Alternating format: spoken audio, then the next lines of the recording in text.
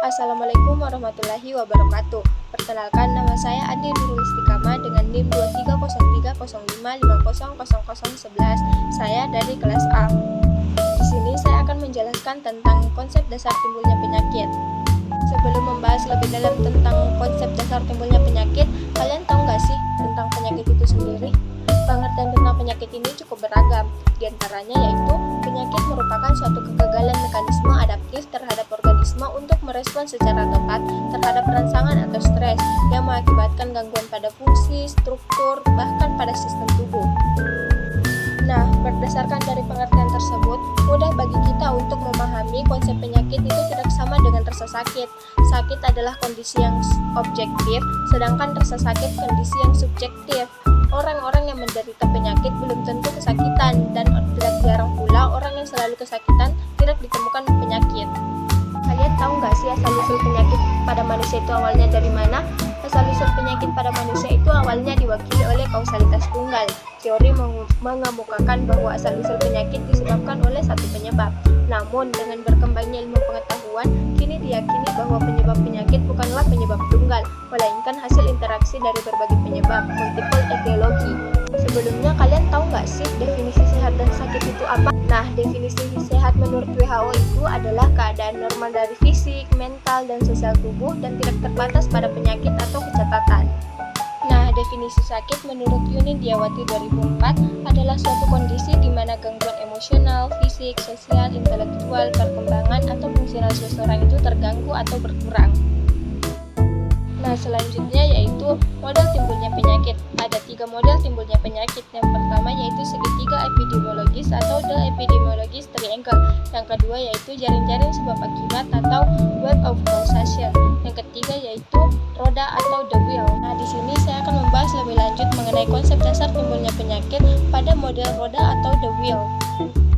Model roda ini merupakan salah satu konsep epidemiologi yang digunakan untuk menggambarkan timbulnya penyakit, terutama dalam konteks penyakit non-menular atau non-communicable disease. Model ini menggambarkan interaksi antara faktor genetik individu dengan faktor lingkungan yang mempengaruhi resiko terjadinya penyakit. Nah, model ini menggambarkan hubungan manusia dengan lingkungannya sebagai roda. Roda tersebut terdiri atas manusia dengan substansi genetik pada bagian intinya dan komponen lingkungan secara biologi, sosial, fisik mengelilingi penjamu atau manusia tersebut tadi. Di sini terdapat gambar struktur model roda.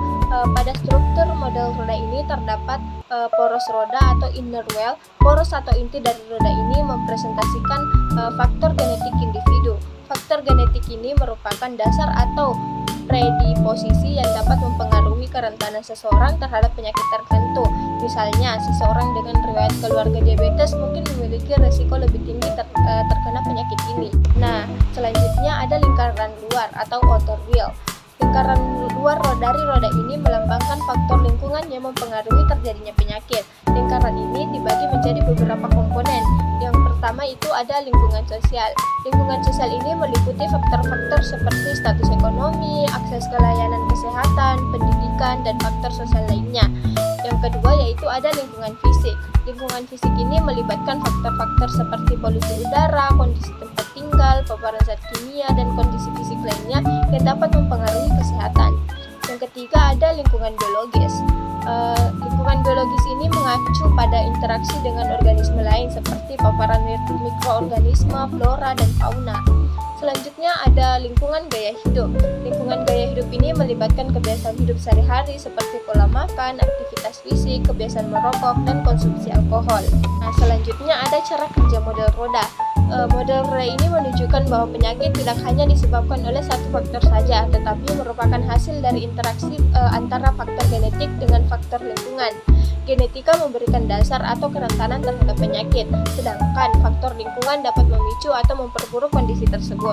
Misalnya, seseorang yang memiliki predisposisi genetik terhadap hipertensi mungkin tidak akan mengembangkan penyakit tersebut jika hidup dalam lingkungan dengan gaya hidup sehat, pola makan yang baik, dan minim stres. Nah, ada 3 keunggulan model roda. Yang pertama yaitu holistik. Holistik ini menyediakan pandangan yang lebih holistik tentang bagaimana penyakit bisa muncul, terutama penyakit kronis yang tidak menular. Yang kedua yaitu multifaktorial. Multifaktorial ini menunjukkan menjelaskan bahwa banyak faktor yang dapat berinteraksi dan mempengaruhi timbulnya penyakit. Yang ketiga, intervensi yang lebih tepat. Intervensi yang lebih tepat dapat membantu dalam merancang intervensi yang lebih tepat sasaran dengan mempertimbangkan faktor genetik dan faktor lingkungan. Model roda ini itu sangat relevan dalam memahami berbagai penyebab penyakit kompleks seperti kanker, diabetes, dan penyakit kardiovaskular, di mana interaksi antara genetik dan lingkungan sangat berpengaruh terhadap timbulnya penyakit. Mungkin itu saja yang dapat saya jelaskan tentang konsep dasar will dan konsep dasar timbulnya